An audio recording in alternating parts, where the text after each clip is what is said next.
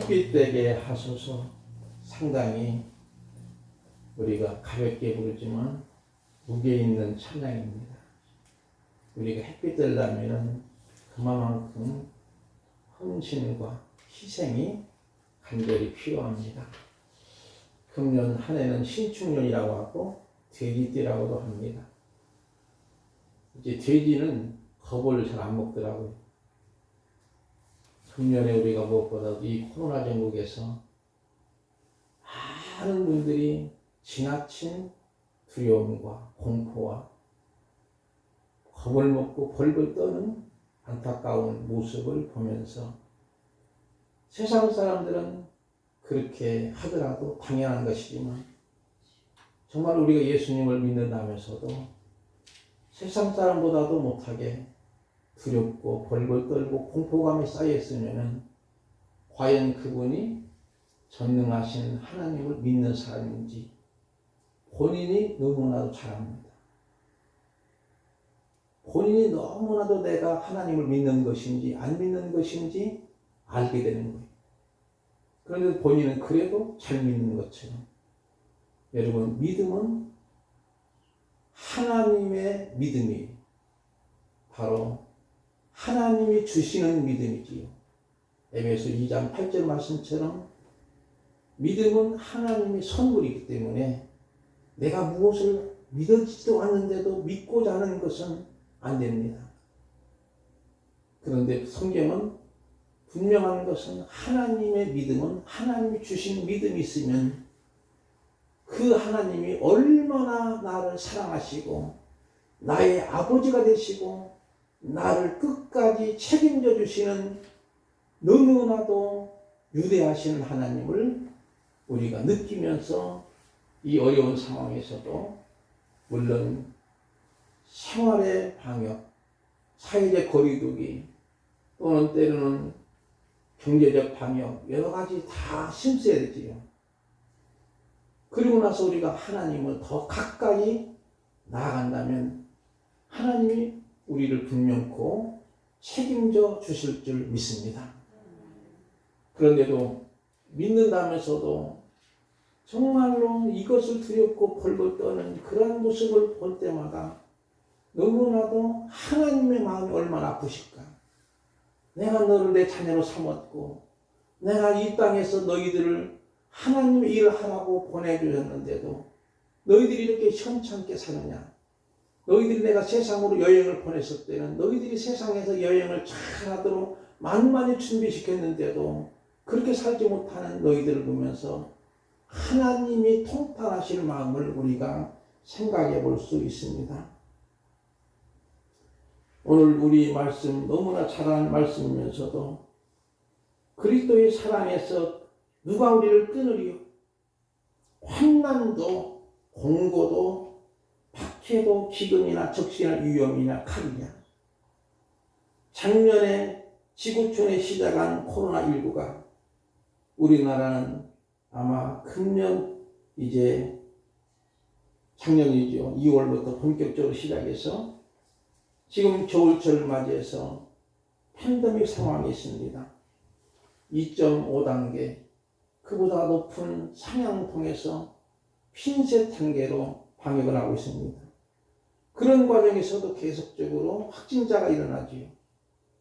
특히 구치소에 있는 사람들이 거의 1000명 가까이 이 코로나로 걸려있는 안타까운 모습을 보면서 그렇다고 해서 우리가 겁을 먹거나 두려워 벌벌 떨 것이 아닙니다. 최선을 다해서 우리가 방역하는 거예요. 오히려 그분들을 위해서 기도하는 거예요. 이제 여러분들에게 조금 나눠줬던 물론 그것이 아직까지는 인가받은 건 아니지만 그러나 주변에 많은 분들이 많이 효과를 봤다고 합니다. 그래서 제가 이제 확진자에게 연락이 오면은 이제 갖다 드립니다. 이제 직접 대면은 못합니다. 확진자분은 일단 경비실이나 아니면 맡기는 것이죠. 특히 이제 제가 여러 군데 택배도 붙여주기도 하고 물론 착불을 붙여달라고 하지만 너무나 어려운 사람이 있는데 그 착불을 붙이는 것보다는 그냥 내가 좀 돈 들더라도 이렇게 붙여 드리니까 너무 고맙다고 하시는 거예요. 그러면서 이제 그분이 좋아지게 되면은 얼마나 좋겠습니까? 물론 부지중에 그런 일들이 있었죠. 그러므로 우리는 이러한 어려운 상황에서도 우리가 하나님의 놀라운 사랑, 그 큰 사랑을 받은 거예요. 그러면 우리도 그 사랑을 흘러보내야 됩니다. 받기만 하는 사랑은 사랑이 아닙니다. 그 사랑을 내가 흘러보내는 것이 우리의 목이라고 생각합니다. 만약에 지금 우리가 요즘에 신조어로 있는 팬데믹, 언택트, 비대면, 온라인 예배 단어들이 사회적 거리두기, 심리적으로, 영적으로 거리가 멀어지는 문제지요. 여러 가지 이런 모습을 보면서 만약에 비대면 예배가 장기화된다면 어떻게 될까? 많은 미래학자들이 말하기를 가난한 교인이 엄청나다는 거예요. 쉽게 말하면 비대면 예배라고 핑계대면서 집안 안에서 방송 틀어놓고 내가 예배 드렸다고 이제 교회 갈 시간이 되면 교회 가기도 싫고 또 헌금할 필요도 없는 분들도 상당히 있기도 하고 부담도 없고 그냥 예배 드렸다는 거지요. 그런 과정이 있다면 결과 1년이나 2년만 끓이면 정말로 알곡만 남고 쭉정이는 다 날아갈 것으로 생각할 때 너무나 마음이 아픈 거예요. 그러나 하나님은 그렇게까지는 하시지 않을 겁니다.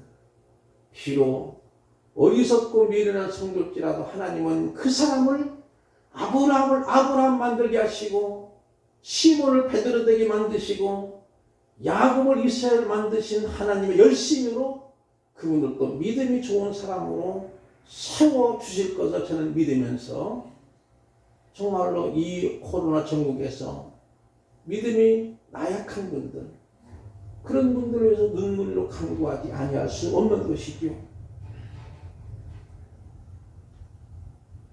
호세아 11장 8절 이하의 말씀을 인쇄물에서 보겠습니다. 에브라임이여 내가 어찌 너를 놓겠느냐. 이스라엘이여 내가 어찌 너를 버리겠느냐. 내가 어찌 너를 아드마같이 놓겠느냐. 어찌 너를 스보임같이 두겠느냐. 내 마음이 내 속에서 돌이키어 나의 긍휼이 온전히 불붙듯 하도다. 내가 나의 맹렬한 진노를 나타내지 아니하며 내가 다시는 에브라임을 멸하지 아니하리니 이는 내가 하나님이요 사람이 아님이라. 내 가운데 있는 기록한 이니 거룩한 이니 진노함으로 내게 임하지 아니하리라. 이 호세아서는 하나님의 놀라운 사랑, 변함이 없는 사랑을 말씀하는데 이 말씀 속에서 바로 이스라엘 백성들이 하나님이 회개하도록 때로는 징계하고 책망도 하시고 그런데도 그들이 말 안 듣는 거예요. 하나님께로 돌아오라, 하나님께로 돌이키라, 하나님께로 오라고 이렇게 하나님은 징계매 사랑의 매를 때리는데도 안 듣는 거예요. 그리고 오히려 거짓된 우상을 바알 우상을 쫓아가는 거예요. 그때 하나님의 마음이 얼마나 아팠는지 모릅니다. 하나님 아버지는 어쩔 수 없이 심판의 매를 드셨지만은 그들이 돌아오지 않습니다. 하나님과의 관계 회복을 하자고 하는데도 그들은 돌아오지 않습니다. 그동안 하나님은 그들을 지극히 돌봐줬습니다. 때로는 걸음마도 시켜주고 안아주시기도 하고 업어주시기도 했는데도 그들은 거짓 주인 발우상을 쫓아가는 거예요. 그래서 하나님은 할 수 없이 사랑의 매를 때립니다. 심판의 매를 때리는데도 돌이키지 아니하니 차라리 하나님이 포기하시는 거예요. 만약에 하나님이 진노의 매를 강하게 들었더라면 다 멸망할 수밖에 없으니까 하나님이 스스로 포기하시는 거예요. 그리고 하나님의 마음을 돌이키는 거예요. 그래서 이 말씀이 나오는 것은 그 당시에 아드마 스보임은 오늘날로 말하면 소돔과 고모라 같이 그런 뜻입니다. 소돔과 고모라 같이 망하게 하겠느냐, 그대로 두지 않겠느냐. 오히려 내 마음이 돌이키어 나의 긍휼이 온전히 불붙듯 하리라고 하나님은 하십니다. 그래서 하나님은 내가 하나님이고 사람이 아니기 때문에 내 가운데 있는 거룩한 이니 진노함으로 내게 임하지 않겠다는 것. 그리고 하나님이 책임지시는데 그 책임이 결과적으로 신약에 와서 하나밖에 없는 독생자 예수 그리스도를 내어 주시고 우리의 죄짐을 담당하시고 십자가의 대속제물로 죽게 하십니다. 그리고 그것만 믿어도 구원받는다. 이렇게 하나님이 놀라운 사랑이에요. 그래서 우리가 너무나도 잘 아는 말씀, 하나님이 세상을 이처럼 사랑하사 한없는 사랑, 끝없는 사랑, 변함이 없는 사랑, 영원한 사랑, 이 사랑을 줬다는 거예요. 그러기에 우리는 구원받은 거죠.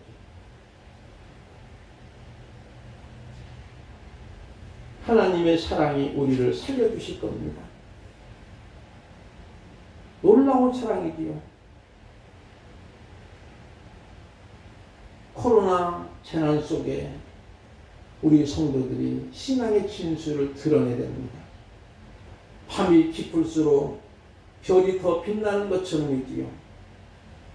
우리가 로마서 8장의 말씀 그대로 믿는다면, 또는 하나님이 전능하시다고 믿는다면 조심은 하되 두렵고 떠는 것은 믿음의 문제입니다. 하나님은 여전하시는데 우리의 신앙은 여전하지 않습니다. 분명한 것은 질병의 방역, 심리적 방역, 경제적 방역, 영적인 방역이 다 중요합니다. 철저히 방역하면서 두려워서 예배드리지 않는 것은 하나님 보시기에 또는 다른 모든 사람 보기에 좋은 모습은 절대로 아닐 겁니다. 출애굽기 14장에 보면 이스라엘 민족이 출애굽 시에 어느 정도 애국을 떠나가지고 갔는데 앞에는 홍해바다가 가로놓여 있습니다. 뒤에는 바로의 최정예부대, 이 정예부대가 지도처럼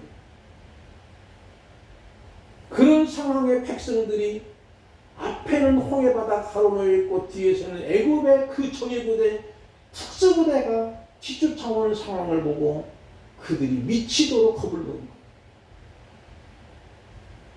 정말로 미칠 정도로 두려웠던 거예요. 그런데 모세는 백성들을 향해서 너희들 가만히 있으라. 너희들 가만히 있으라. 너희를 위하시는 행하시는 하나님의 구원을 보라고 말씀하는 거예요. 왜 그럴까요? 백성들은 현실적으로 홍해만 보았고 바로의 정예군대만 보았던 거예요. 사실은 모세는 그 백성들보다도 바로의 군대가 얼마나 강하고 얼마나 센지를 압니다.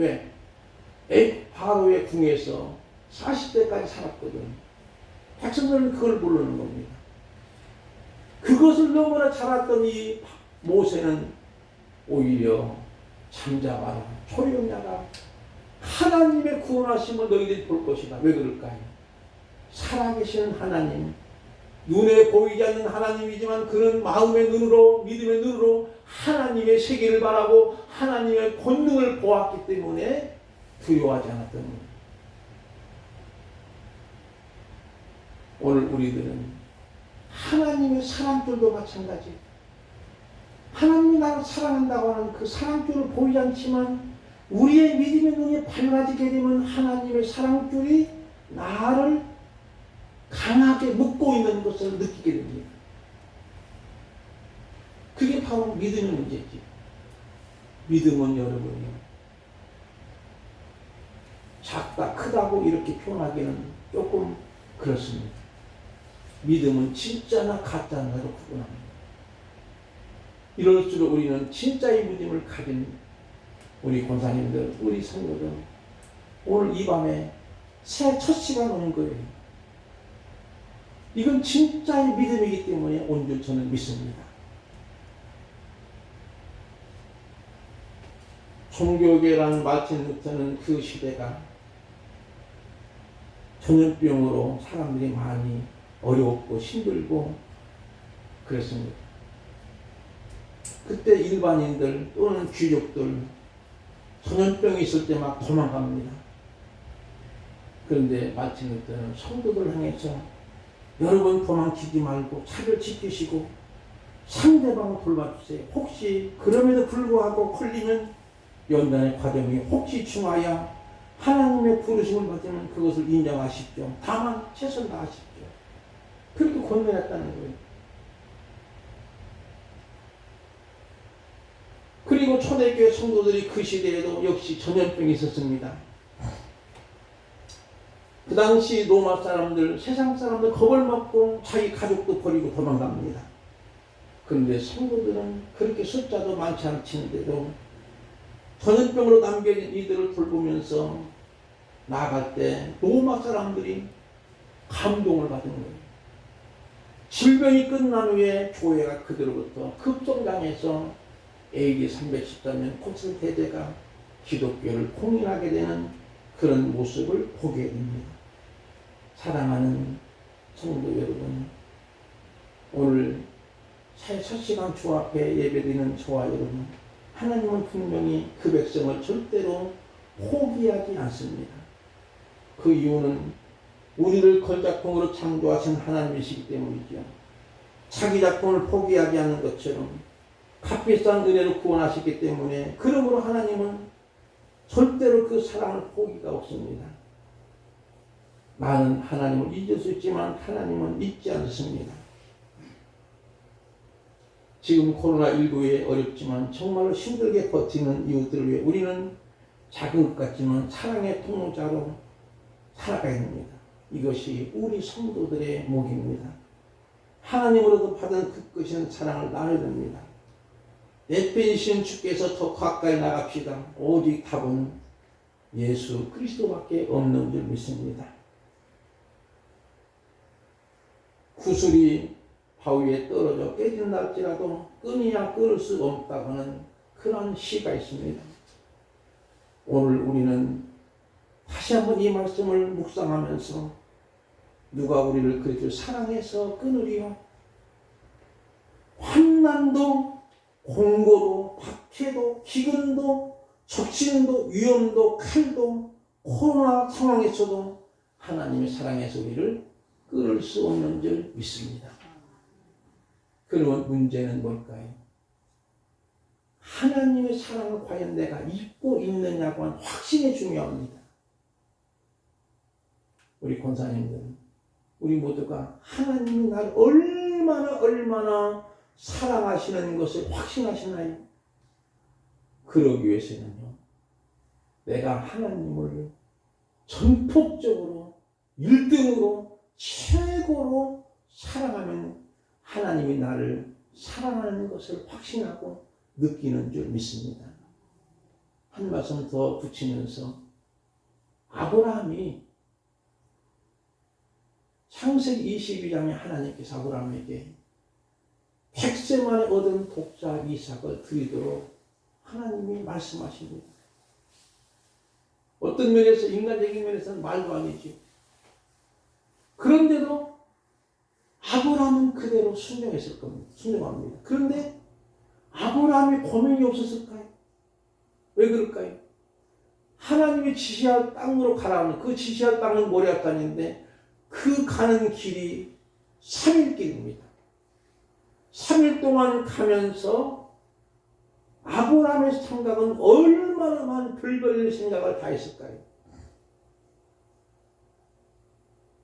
야, 하나님 왜 그러실까?